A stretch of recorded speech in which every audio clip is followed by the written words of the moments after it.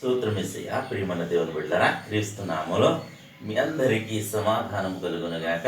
ఆమేన్. ప్రతి దినము దేవుని వాగ్దానం అని ఆత్మీయ చక్కటి కార్యక్రమంలో మిమ్మల్ని ప్రేమపూర్వకంగా ఆహ్వానిస్తున్నాను. దేవుని బిడ్డలారా, ఎలా ఉన్నారు? బాగున్నారా? ఉదయాన్నే లేచారా? మరి ప్రార్థన చేసుకున్నారా?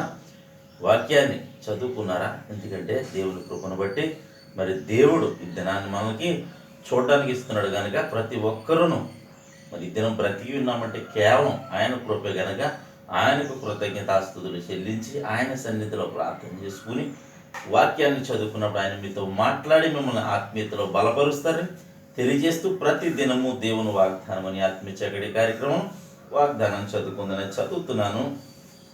కీర్తన గ్రంథము 91వ అధ్యాయము 15వ వచనం. అతడు నాకు మొర్రపెట్టగా నేను అతనికి ఉత్తరం ఇచ్చేదను, శ్రమలో నేను అతనికి తోడేండేదను, అతన్ని విడిపించి అతన్ని గొప్ప చేసేదను. దేవునికి స్తోత్రం. హల్లెలూయా.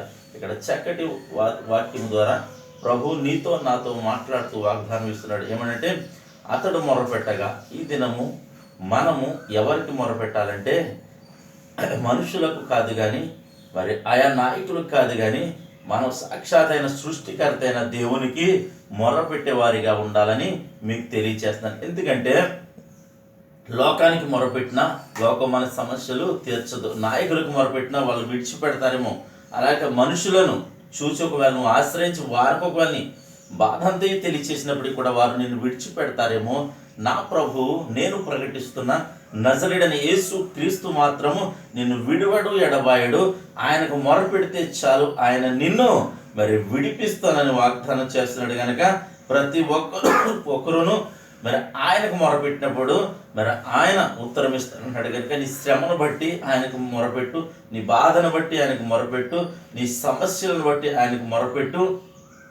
తద్వారా నీకు మరి ఉత్తరము అంటే ఆయన నీకు సమాధానము మరి క్షేమము అనుగ్రహించబోతున్నాడు. ఒకవేళ ఆరోగ్యం లేకపోతే అనారోగ్యంతో బాధపడుతూ ఉంటే ఆయన నీకు ఆరోగ్యం ఇవ్వబోతున్నాడు.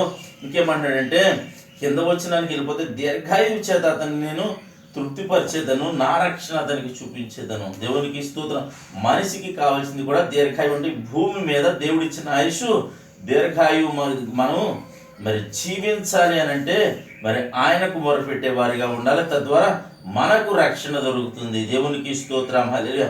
ఈ రక్షణ ఎటువంటిదంటే నరకము నుండి తప్పించేది గనక ప్రతి ఒక్కరును దేవుని చెంతకు రండి, దేవుని ఆశ్రయించండి, మరి ఆయన ఎందే విశ్వాసం ఉంచి ముందుకు సాగాలని తెలియచేస్తూ దేవుడి మాటలు దీవించును గాక.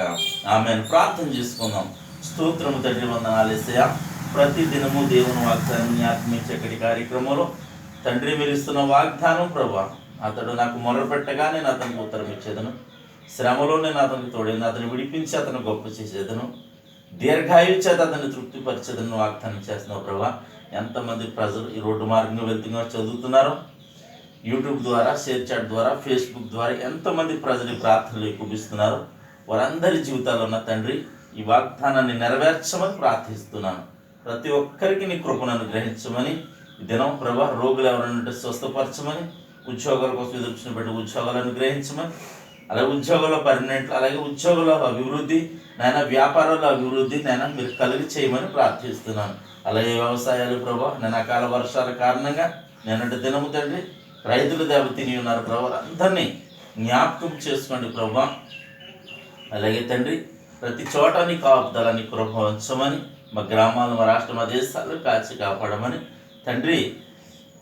ఈ దినం పెళ్లి రోజులు కానీ పుట్టినరోజు కానీ జరిపించుకుంటున్న ప్రతి బిడ్డకి క్షేమాన్ని, సమాధానాన్ని సంవత్సరం అంతా నీ దయకిరీటం ఉంచమని, అలాగే నీ బిడ్డల దినం చేయి ప్రయాణంలో ప్రయత్నాలు రాకపోకల్లో సమస్తంలో మీరే తోడండి, మహిమ పొందమని యేసు నా పేట అడుగుతున్నాను మా పరమ తండ్రి.